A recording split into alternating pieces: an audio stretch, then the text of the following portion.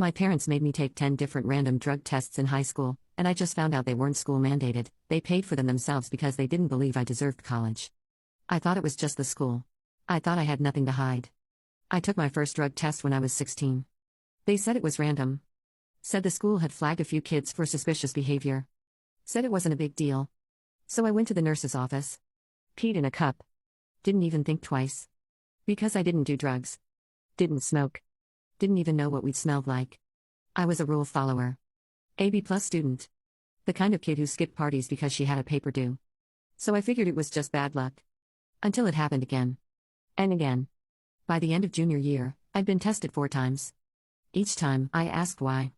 It's just policy, the nurse would say. We are cracking down this year. I believed her. Because I trusted adults. Because I thought if I was honest and clean and hardworking, no one would ever question me. I didn't know the school had nothing to do with it. Senior year, I started getting stomachaches before school. Started jumping when someone said my name over the intercom. Because every time they said we need to see you in the office, I thought it was another test. Another silent accusation. My friends joked about it. Damn, what are you hiding? I laughed with them. Tried to brush it off. But it chipped at me. Because it didn't matter how many clean tests I passed. Someone somewhere thought I was dirty. Someone thought I was a threat. And I started wondering if maybe I was. The 10th test came the week after I got accepted into college. A small liberal arts school 4 hours away. Not Ivy League. Not flashy. But mine. I showed my parents the letter. My mom smiled. My dad said we'll talk about it. 3 days later, I was sent to the nurse again. That day, I cried.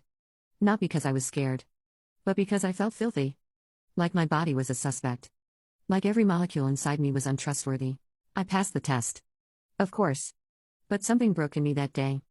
I stopped trusting my school. Stopped trusting the system. Stopped trusting myself. I started skipping lunch to avoid the nurse's wing. Stopped raising my hand in class. Stopped talking in group projects. If I could make myself smaller, maybe they'd stop noticing me. Maybe they'd stop testing me.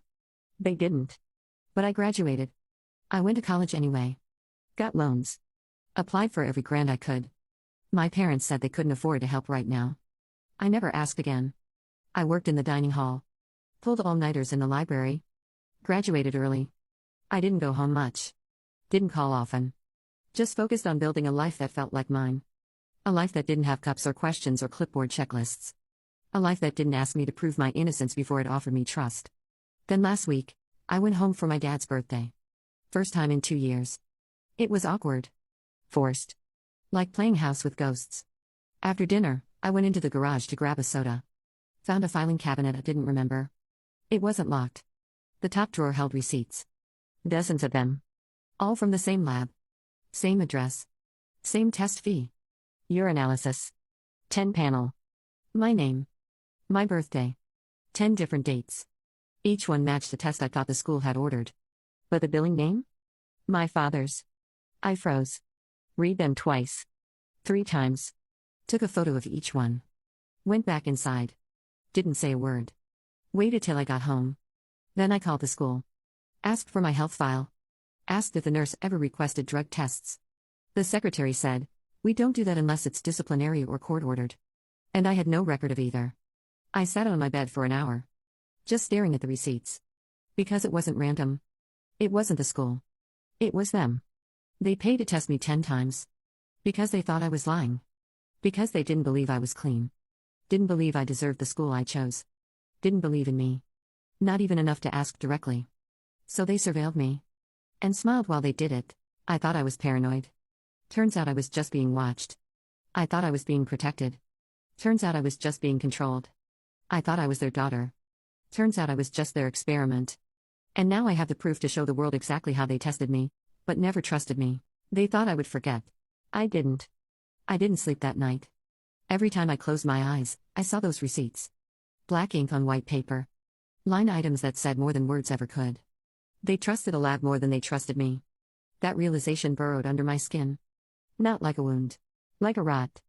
I wanted to scream. Call them. Demand an explanation. But I didn't. Because part of me already knew what they'd say. Something calm.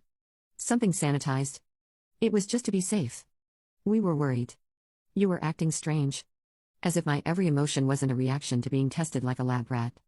As if they hadn't built the very paranoia they used as proof against me. So I didn't ask. I documented. I made a folder. Labeled it, "They Watched Me." Inside it, I placed every photo. Every timestamp. Every matching calendar date. I even found an old diary entry, March 12th. They called me to the office again. I want to disappear. I didn't even cry this time. I printed that too. Added it to the folder. Then I called Danny. My old roommate. The one person who'd seen me unravel during freshman year. She picked up on the second ring. "You okay?" I told her everything. From the first test to the receipts. She didn't interrupt. Just listened. When I finished, she said, "Do you want revenge? Or do you want them to understand?" I didn't answer right away. Because I wasn't sure. I didn't want to hurt them. I wanted them to hurt like I had. Which wasn't the same thing. I started small. Pulled up my college graduation photos. Made a side-by-side collage with my test result timestamps. May 16th, received Dean's Award. April 24th, tested. November 2nd, published in Campus Journal. October 18th, tested. The timeline built itself.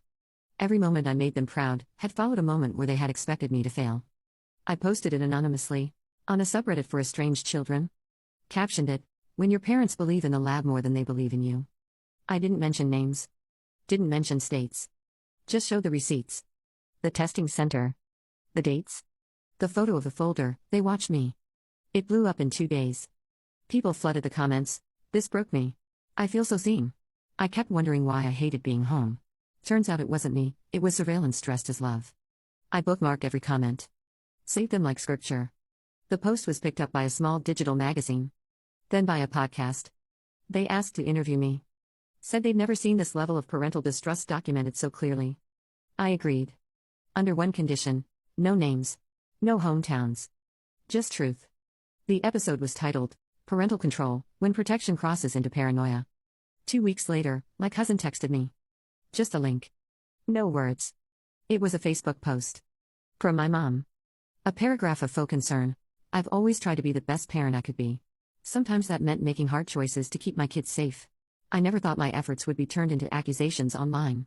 But I understand everyone has their truth." Comments poured in. Mostly supportive. Mostly blind. But I didn't reply. Didn't comment. Didn't even screenshot. Because I had my own post. And it was louder than hers. Then came the email. From my dad. Short. Subject line, "We didn't mean to hurt you." No greeting. No signature.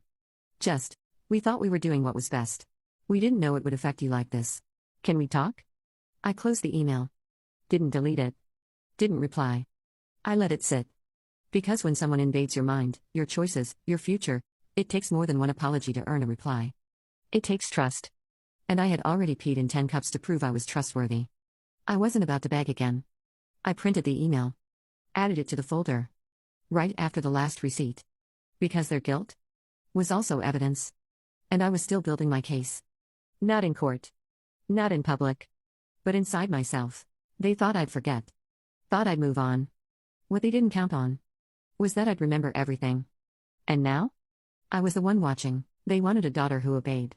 I became a woman who remembered. I didn't go no contact. Not officially. But I stopped replying to emails. Stopped returning calls. Left messages on read. Birthday texts unanswered. And it wasn't out of anger.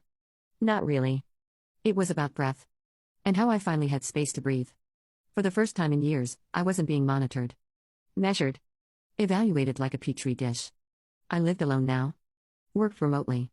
Had plants I remembered to water. Friends who didn't ask where I was going every time I grabbed my coat. Freedom is strange when you've lived under constant judgment. You don't always recognize it at first. It looks like overthinking at the grocery store.